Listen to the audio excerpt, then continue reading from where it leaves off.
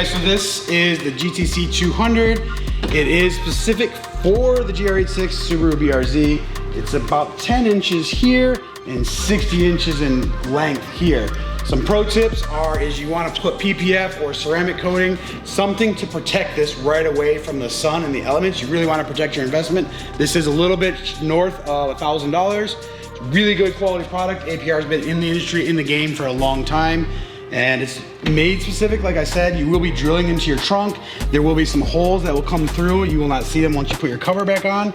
And then they do provide these plugs here so that it looks all nice and professional and neat. So super easy. I wouldn't slam this up. It is a little close. I mean, it's not that close, but it's, you know, clearing the window itself there. And yeah, it's really nice.